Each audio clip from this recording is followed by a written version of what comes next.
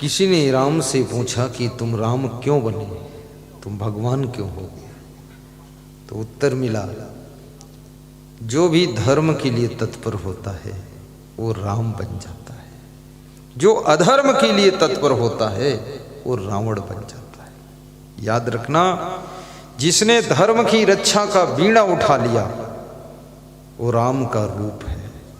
भले ही उसकी शक्ल अलग ढंग की है, उसका जन्म अयोध्या के बजाय उमरियम हुआ है, लेकिन जो धर्म का बीड़ा उठा रहा है, धर्म की रक्षा कर रहा है, वो राम का ही रूप है।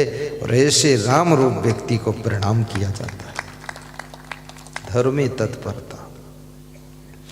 और धर्म शब्द बड़ा महत्वपूर्ण शब्द है, ये छोटा शब्द नहीं, धर्म साधारण शब्द नहीं। याद रखना, पति का धर्म, पत्नी का धर्म, गुरु का धर्म, शिष्य का धर्म, पुत्र का धर्म, पुत्री का धर्म, बहू का धर्म, डॉक्टर का धर्म, इंजीनियर का धर्म, पुलिस का धर्म, मिलिट्री का धर्म, प्रधानमंत्री का धर्म, मंत्री का धर्म। लोग धर्म समझते हैं कि हिंदू धर्म, ये भी धर्म है। धर्म बताया ना, बहुत बड़ा है। राष्ट्र धर्म, देश धर्म और मानव धर्म। हम आप मानव हैं, इसलिए मानव धर्म भी। पुत्री का धर्म, सास ससुर का धर्म। एक व्यक्ति भी जब धर्म से विचलित होने लग जाता है तो दर्जनों लोगों को डिस्टर्ब करने लग जाता है। मुख्यमंत्री का धर्म, मुख्यमंत्री का क्या धर्म है ये तो मुख्यमंत्री ही बता सकता है, क्योंकि मुख्यमंत्री बना है, शपथ लेता है कि मैं शपथ लेता हूँ, ऐसा करूँगा, वह करूँगा, लेकिन उस शपथ लेते समय भी सोचता है कि करना तो उल्टा ही है, लेकिन ले लेता हूँ शपथ। चट्टा है पूरा। सड़कें चमचमानी चाहिए, लाइट चमकनी चाहिए, लाइट जानी नहीं चाहिए, अनुशासन भी रखना चाहिए, और अपराध होने नहीं चाहिए।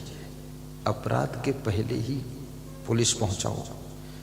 गांव में गुंडे कितने हैं लिस्ट बनाओ, बिना अपराध की भी लिस्ट तैयार करो, पिछले गुंडों की, उनकी लिस्ट बना करके उनके घर में ऐसे फालतू घुसना चाहिए पुलिस। कहाँ हो तुम, अभी कुछ नई तैयारी कर रहे हो, क्या बात है, आइए थाने में चलिए।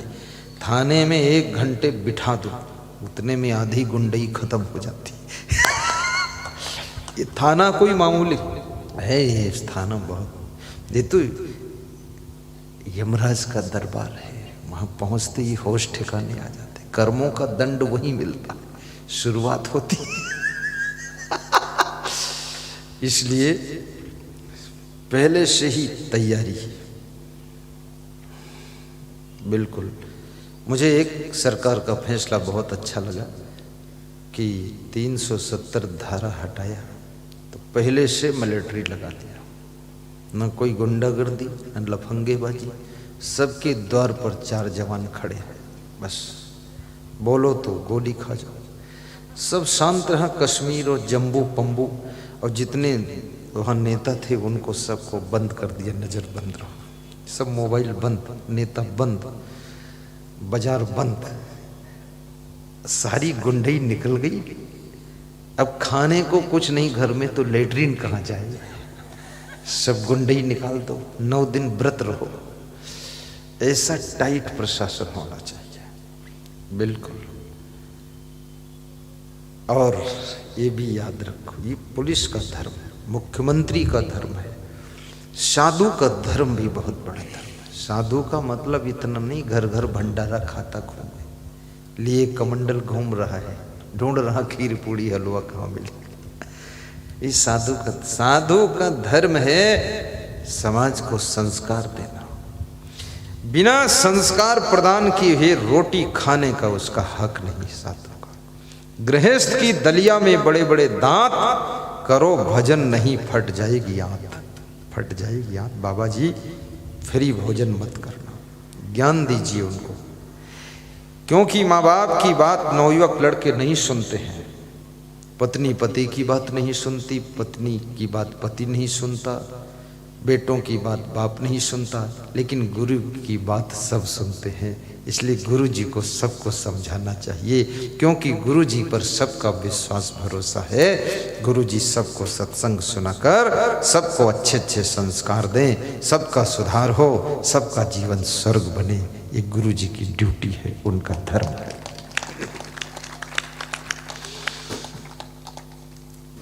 धन्य हो। और शिष्य का धर्म, शिष्य का भी बहुत बड़ा धर्म होता है। भक्त का धर्म, पड़ोसी का धर्म आशीर्वाद है। और ये भी याद रखना बैठो कि ड्राइवर का भी धर्म होता है। रास्ते में जितने लोगों को बचा सको, समझ लो ड्राइवर का धर्म आ गया। इतना तेज मत चलाओ कि आप न सुरक्षित रहो न दूसरा सुरक्षित रहे।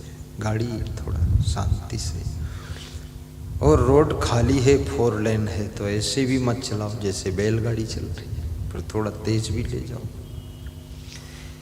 भीड़ को देखते हुए, रोड को देखते हुए सुरक्षा की दृष्टि से गाड़ी की स्पीड बनाइए। इतनी जल्दबाजी मत करो कि कभी न पहुंचो, और इतना धीरे भी मत चलो कि टाइम पर भी न पहुंचो। थोड़ा समय का भी ध्यान रखो। मुकेश अंबानी का जो ड्राइवर है उसका वेतन 2.25 लाख रुपए महीना है। अपने यहाँ के कलेक्टर का वेतन 2.25 लाख महीने नहीं है, उसका भी 1 लाख 1.25 लाख में ही निपट जाता है। उनका ड्राइवर 2.25 लाख पाता है, लेकिन वो ड्राइवर कलेक्टर का भी बाप दिमाग है इसका। ये भोंगड़ ड्राइवर थोड़े है जो इशारा दो दाहिने मोड़ने को गिरा दे कुआं में जाके। ये कोई ड्राइवर है? इस मॉडल के ड्राइवरों के साथ सवारी जो बैठती ना, उनका सब होश उड़ा रहता है। उनका ड्राइवर इंग्लिश भी बोलता है, मैनेजमेंट का काम भी देखता है। मुकेश अंबानी को कतई सोचना नहीं पड़ता, ऐसे माइंड वाला ड्राइवर है। ड्राइवर का धर्म, शिष्य को वैसा अपना धर्म निभाना चाहिए। गुरु के लक्ष्य को पूरा करो, गुरु के आश्रम को ठीक ठाक संभाल कर रखो। शिष्यों को आलसी नहीं होना चाहिए। 2 प्रकार के शिष्य गुरु के होते हैं, एक तो विरक्त शिष्य, दूसरे गृहस्थ शिष्य। गृहस्थ शिष्य में आप लोग हैं, विरक्त शिष्य में ये लोग बैठे, ये विरक्त शिष्य। विरक्त शिष्य का मतलब है जो घर बार का मोह छोड़कर अब हमेशा गुरु के साथ रहते हैं और ब्रह्मचर्य का पालन करते हैं। गृहस्थ शिष्य का अर्थ है जो अपने घर में रहते हैं, गुरु का ध्यान करते हैं, प्रवचन सुनते हैं, आचरण सुधारते हैं और गृहस्थ आश्रम में रहकर परिवार का पालन पोषण करते हैं और गुरु की भक्ति का प्रचार करते हैं। वो गृहस्थ आश्रम के शिष्य होते हैं। हमारे पास में 2 प्रकार के शिष्य हैं। तो जो विरक्त शिष्य हैं उनको आश्रम का मैनेजमेंट अच्छी तरह संभालना चाहिए। उनको आलसी बनकर पड़े नहीं रहना चाहिए। गुरु के आश्रम का नक्शा बदल डालो, मेहनत करो, और मेहनत करने से वासना भी शांत रहती है। जो खाली बैठा रहता है उसके मन में वासना का ज्वालामुखी धधकता है और आश्रम सुंदर बन जाता है परिश्रम करने से। आने वाले भक्तों का भी आदर कीजिए और कभी भी संत को इस सृष्टि में आश्रम को अपनी बपौती नहीं मानना चाहिए कि मेरा ही है, मेरा एकाधिकार है, पकड़ के बैठ जाऊं। नहीं, सब संतों का है, सब भक्तों के लिए है, पूरे जगत के लिए है। हम तो निमित्त हैं, इसको संभालने की जिम्मेदारी है, लेकिन ये सबकी सेवा के लिए आश्रम है, ऐसा सोचना चाहिए। एकाधिकार मान लेने वाला संत वो गृहस्थ से भी गिरा गुजरा होता है। कितने आश्रमों में महंत चुन दिए गए, वो महंत नहीं है, पूरा रावण बैठा है वहाँ, वो कोई जा ही नहीं सकता है, दूसरे साधु को भी आने नहीं देता है, और ना तो भगत का कोई स्वागत सम्मान। भगत भी जाता है तो देखता है कि मैं तो सोचता था कोई गुरु बैठा है, यहाँ तो पूरा रावण ही बैठा हुआ है। महा अहंकारी। सरल भी बनो, जितना बड़ा पद हो उतनी बड़ी सरलता होनी चाहिए। महंत बनने का मतलब ये नहीं अहंकार दिखाओ, महंत बनने का अर्थ है महान बनो। महंत हो गए तो अकड़ नहीं दिखानी है, महान बनो। मैं एक साधु के आश्रम पर गया तो वहाँ का जो महंत था वो पोंछा लगा रहा था। पोंछा सुबह सुबह में पहुँच गया 5 बजे। काशी की घटना है, बनारस की, आज के 30 वर्ष पहले की बात है। तो मैं तो सोचा कोई कर्मचारी होगा या जो भी हो। हमने कहा यहाँ के महंत जी से मिलना है, कब मिलेंगे? बोले वहाँ तख्त पे बैठ जाओ, 10 मिनट बाद मिलेंगे। वो झाड़ू पोंछा लगाने के बाद स्नान करके नया कपड़ा लंबा कुर्ता पहनकर वही आदमी आया, बोला हम ही महंत हैं। तो हमने कहा अभी पोंछा आप ही लगे रहे थे? बोले हम ही कर्मचारी हैं। तो हमने कहा तो आपके सामने मैं तख्त पे बैठूं अच्छी बात नहीं? बोले नहीं, आप भी महान हो, बैठो बैठो कोई बात नहीं। मैं बैठा, वो भी बैठा, तो मुझे लगा वो व्यक्ति वास्तव में है महान। छोटे से छोटे कार्य को करने में भी संकोच नहीं होना चाहिए। यह आश्रमधारी का धर्म है, नारी का धर्म है कि उसमें घर में आया हुआ मेहमान कभी भूखा और उदास नहीं जाना चाहिए। एक गिलास पानी पिलाकर प्रसन्न होकर के भेजो उसको कि ठीक है जाइए। और मेहमान का भी धर्म है, किसी के घर में जाओ, जो भी रूखा सूखा मिले उसी को खा करके मुस्कुराइए। मैं एक कलेक्टर के यहाँ गया, लखीमपुर खीरी में बुलाया, तो उसने तिल की पापड़ी खाने को दिया। तिल वाली होती ना, तिल्ली वाली। तो मैं सोचा कि इतना बड़ा आदमी है, कलेक्टर है, तिल की पापड़ी खिला रहा है, कुछ अच्छा नहीं लाया। तो मेरे साथ एक चेला था, तो मैं एक तिल की पापड़ी खाया। मैंने चेला से कहा कि तू भी खा ले, तो 2-3 खाया। लेकिन मैंने कहा कलेक्टर से कि तिल की पापड़ी बहुत अच्छी है, बहुत अच्छी। बोले तो और मंगाता हूँ, तो उसने और मंगाया। अब हम फंस गए, अब इतनी कहाँ खा सकते। तो मैंने तो जब और मंगाया तो हमने कहा आपके अंदर उदारता भी बहुत है। तो बोला थोड़ा नमकीन भी मंगा देता हूँ। तो जब तक वो नमकीन लेने गया तो मैंने अपने चेला से कहा कि इसको उठा के तू जेब में रख ले क्योंकि इतनी तो नहीं खा सकते अपन। हमने कहा एक छोड़ दे। वो चेला ट्रेंड था, पहले से ही ट्रेनिंग पा चुका था, फट से रख लिया जेब में। ठीक है। हमने कहा बाद को आश्रम में ले चलेंगे, वहां अन्य संत खा लेंगे। फिर वो कलेक्टर दूसरे दिन बोला कि हमने आपकी परीक्षा के लिए तिल की पापड़ी रखा था कि खाओगे कि नहीं खाओगे। बोले अब आपका मैं निमंत्रण देता हूं, आप मेरे यहाँ रहो घर पे।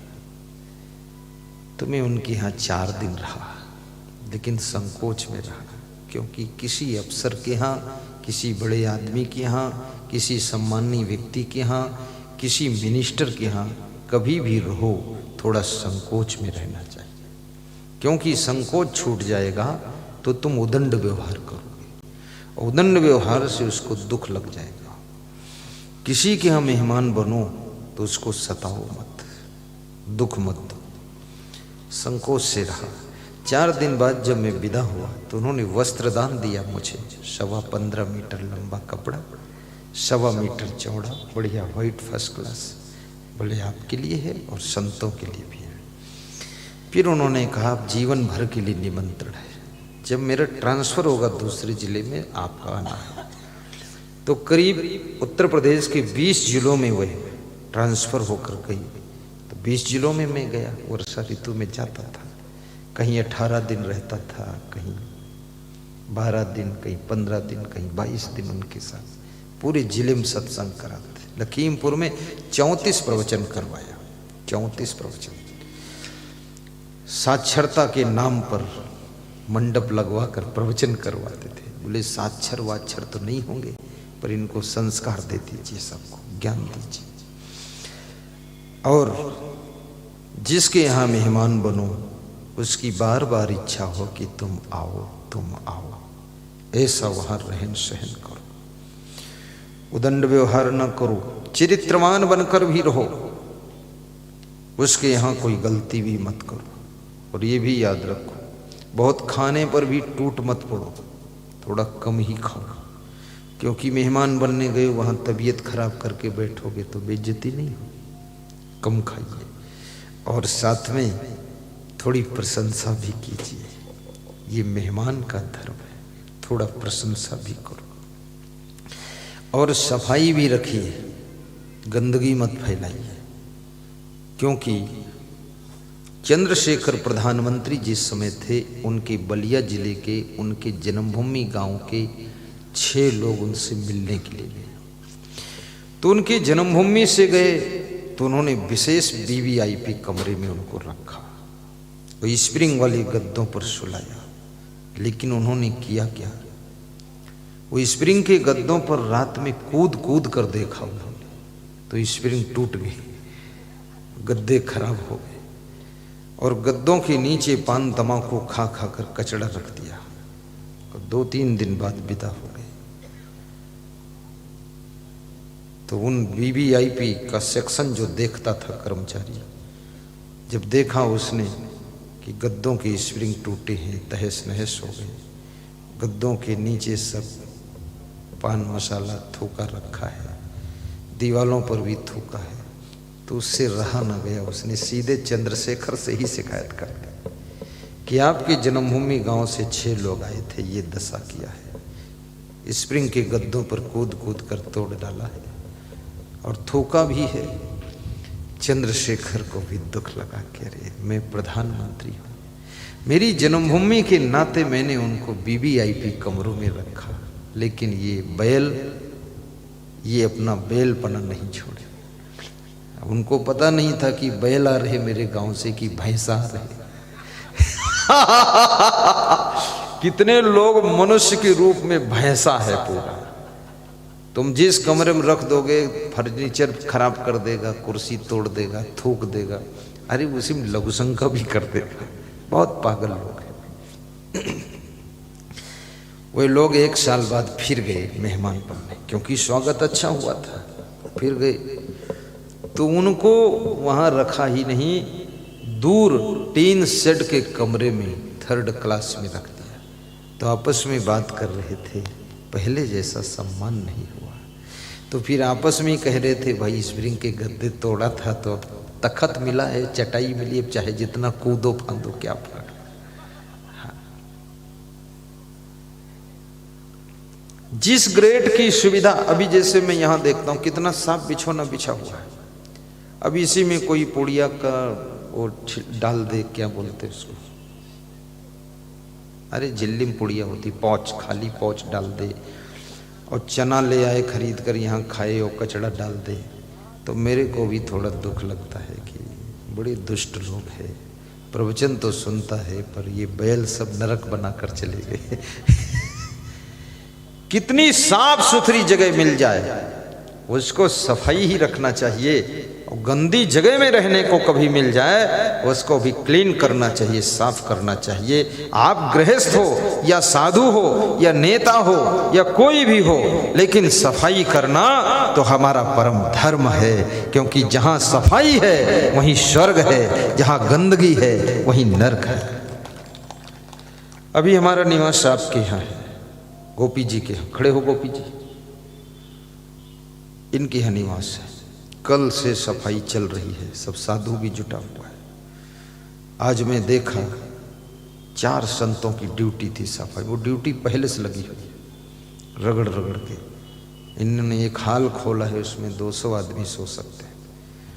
तो उसमें भी धूल जमा थी, तो एक साधु रगड़ के गीला पोंछा लगा के चमन कर दिया। 2 साधु छत पर चढ़े, उसको रगड़ के चमन किया। मेरे को परिक्रमा करना था छत पे, और नीचे जहाँ मेरा बरामदा है उसको भी रगड़ के चमन किया। बाथरूम भी हमने कहा इसको रगड़ो, तो बोले आप वाला साफ कर। हमने पड़ोसी भी साफ कर दो।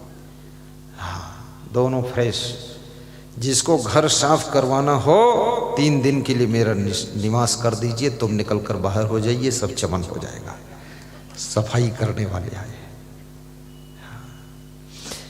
दोबारा उसके मन में फिर होगा कि गुरुदेव साल में एक बार आ जाए तो कम से कम ठीक से सफाई तो हो जाएगी। हाँ, इच्छा हो जाएगी।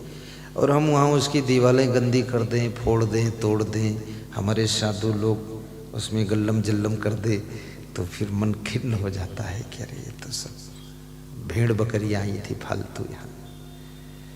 तो किसी के मेहमान को भगवान का पद दिया गया है। मेहमान कोई साधारण नहीं होता है। अतिथि देवो भव।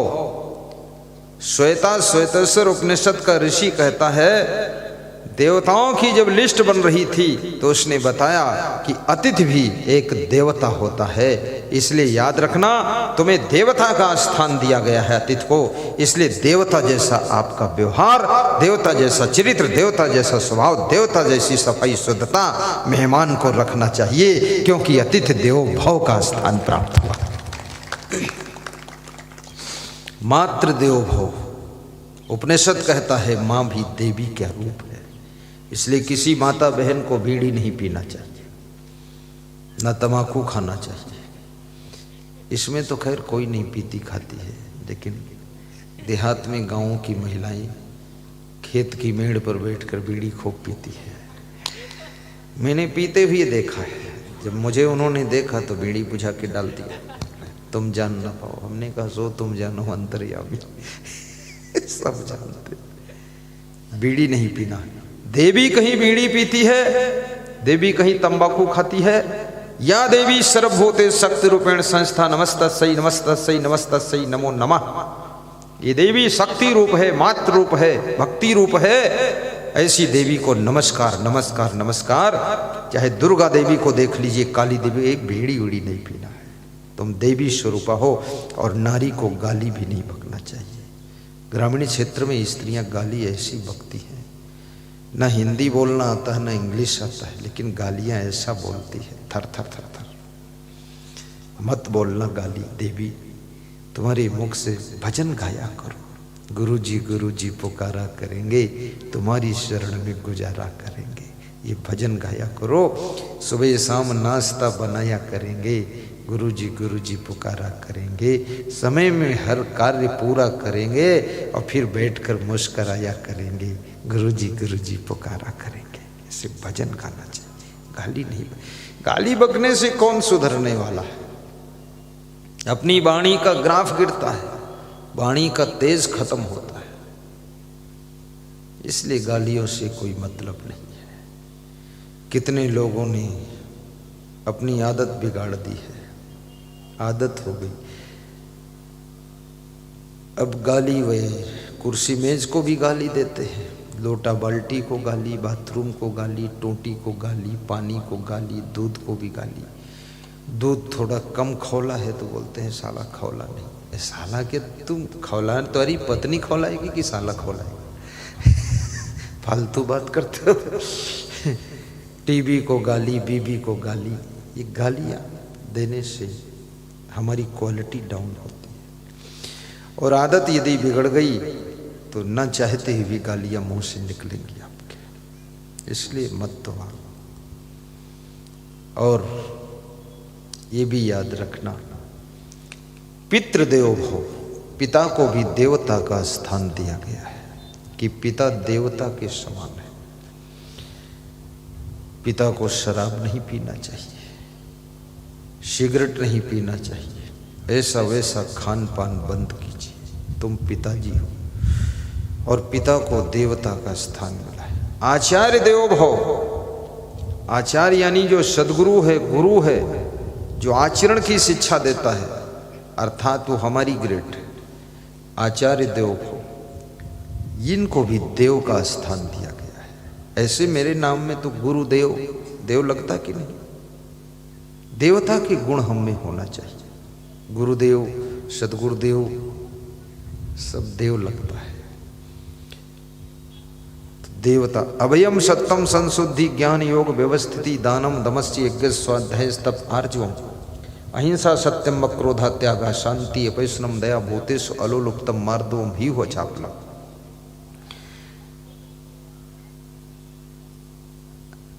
कितना महान वाक्य है। तेजा क्षमा धृति शौचम अद्रोहो नातिमानिता भवंत संपदम दैवीम अभिजातस्य भारत। ये 26 लक्षण जिसमें हों वो देवी और देवता का स्थान प्राप्त करता है। 26 लक्षण ये श्रीमद् भगवत गीता के श्लोक है। 26 गुण। शंकर जी के डमरू में 64 गुण थे। देखिए शंकर जी का डमरू भी इतना महान था, उसमें 64 गुण थे। भगवान श्री कृष्ण में 16 कलाएं थी, भगवान श्री राम में 14 कलाएं थी। और जिसमें जितनी ज्यादा कला होती है उतना ज्यादा महान होता है। जितना ज्यादा गुण होंगे वो भगवान बनता चला जाए।